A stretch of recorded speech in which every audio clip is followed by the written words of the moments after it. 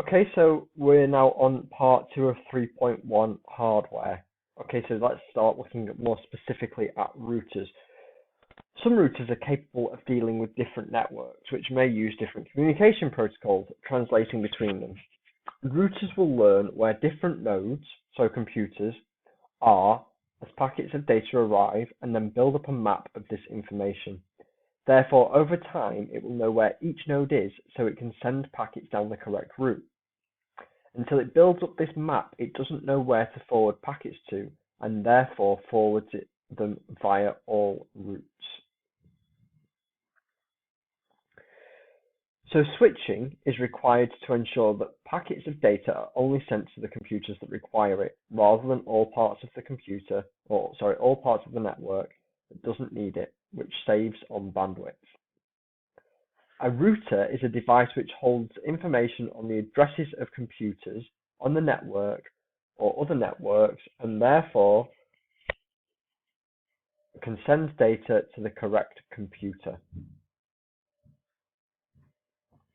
So protocols are standards or rules that computers follow. Networking software and equipment needs to follow protocols in order to be able to communicate. So for example, there's communication between a printer and a computer, mobile phones via Bluetooth, and so on. Consider sending an email.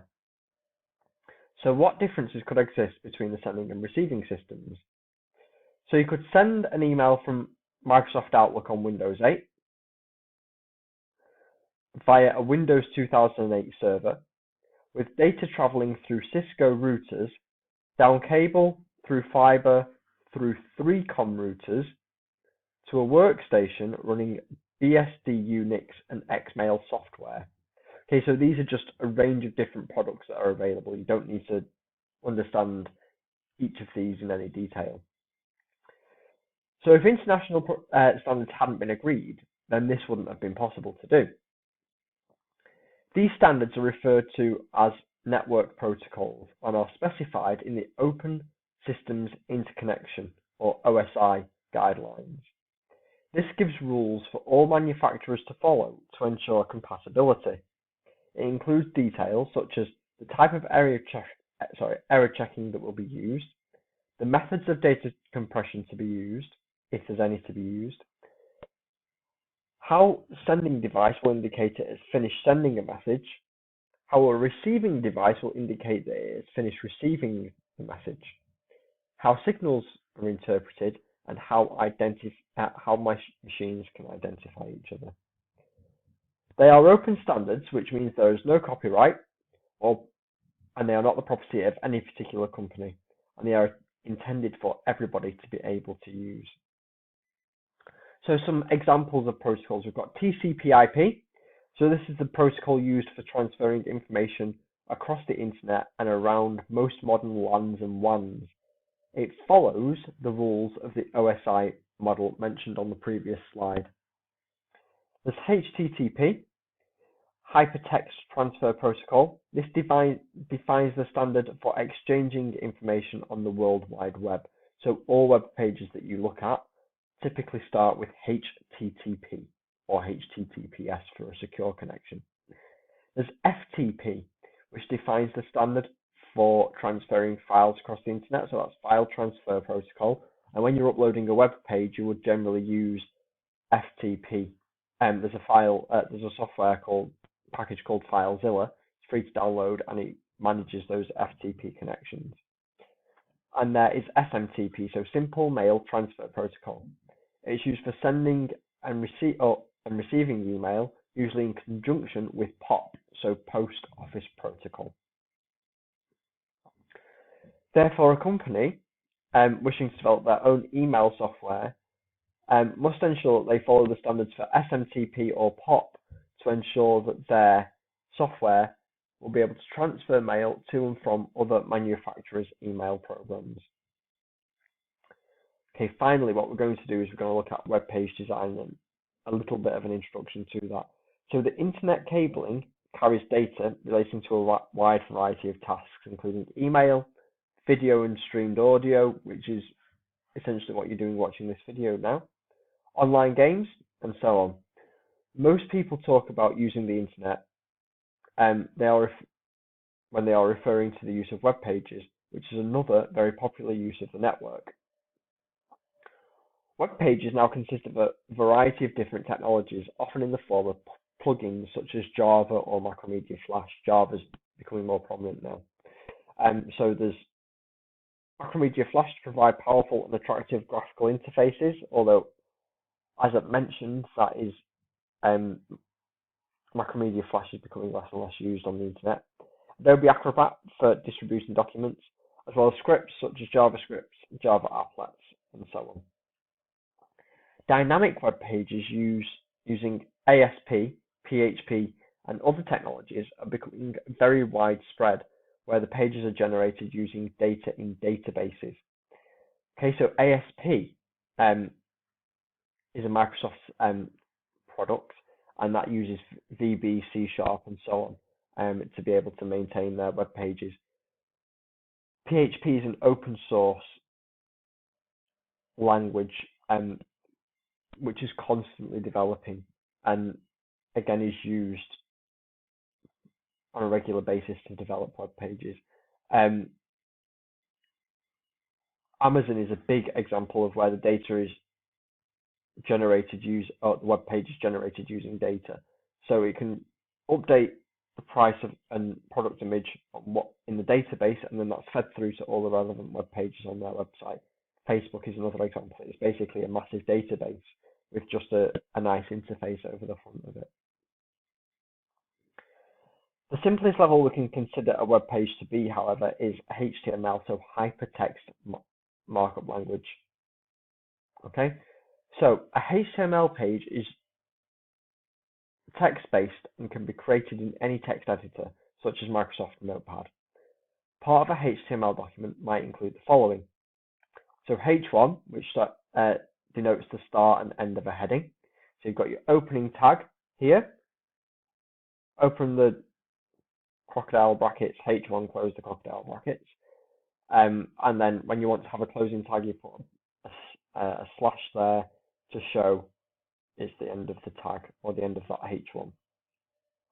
Got P for a new paragraph, B for bold text, I for italic text, and then A is used to create hyperlinks to other web pages. This is probably the most important concept in web design, as this is how all these separate pages can be connected together to form a web of information.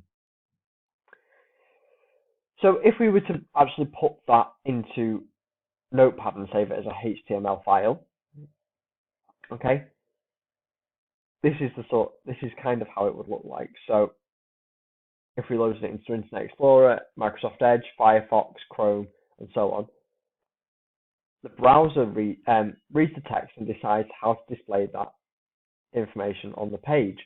Internet Explorer would represent this like that. However, different browsers can read HTML differently. So when you are developing a web page, it is important, in fact paramount, to test your web page on different browsers on different devices. So say, for example, there's Internet Explorer, Firefox, Opera, Chrome, Safari, Microsoft Edge. They were generally, when I was at uni, the 6 that I test my web pages on. And then you need to test it on a mobile phone, on a tablet, and so on.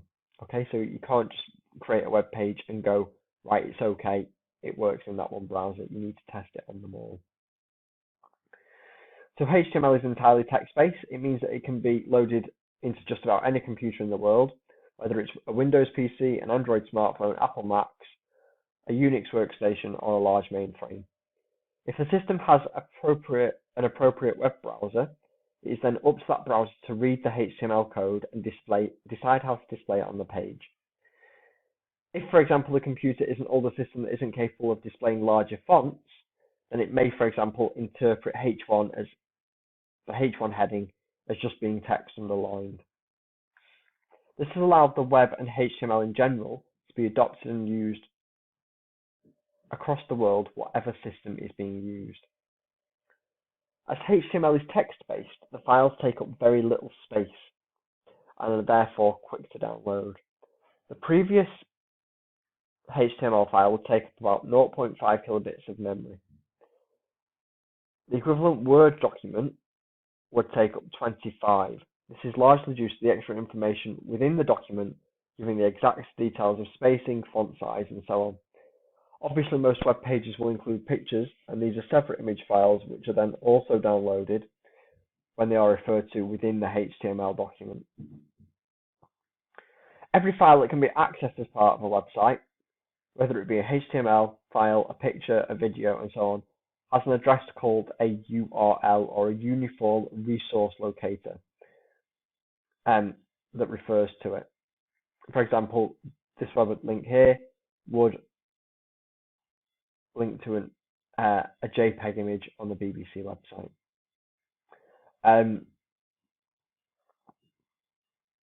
The HTTP shows that the file is being accessed using the hypertext transfer protocol being used by the web rather than any other protocol as discussed earlier. So this will be the Ferguson JPEG folder on the images folder within a subfolder of home. If a URL contains a HTML file, then the browser will read the instructions within, displaying the information as specified. There may be references to pictures that need to be displayed, programming scripts that need to be run, and each referred to by its own URL. So for example, an image would be displayed like this with the width at 12 pixels, height at 9 pixels. So this would show an image file, which would be in the same folder as the HTML file referring to it. If the image file wasn't there, a red cross would be shown instead of the picture. Obviously, there may be hyperlinks within the page that the user can select to load in other pages within the site, or even pages elsewhere on the internet. So the internet is made up of a huge number of computers or servers connected together via different communication links, cabling, fiber optics, satellite links, and so on. Servers which are designated by web servers are usually allocated to the domain name by the internet authorities. Files stored on these web servers can then be referred to by their URL. All these billions of files are connected together by references to them within the HTML and similar files. Therefore, it can be visualized that there are millions of connections or references spanning across the whole internet network. This forms an invisible web of information from which the World Wide Web derives its name. And this is a 3D image of the web in 2005. I'm going to try and find a more up-to-date version of that, but that just shows the span of it across the world. Okay, well, if you need to go back and listen to anything again, feel free to do so. Make sure you've got detailed notes ready for the next theory lesson, when we're going to be looking at the exam questions in relation to this topic. I hope you found this useful, and stay prepared, ready for 3.2 and the next set of video casts that will be coming out. Thanks very much.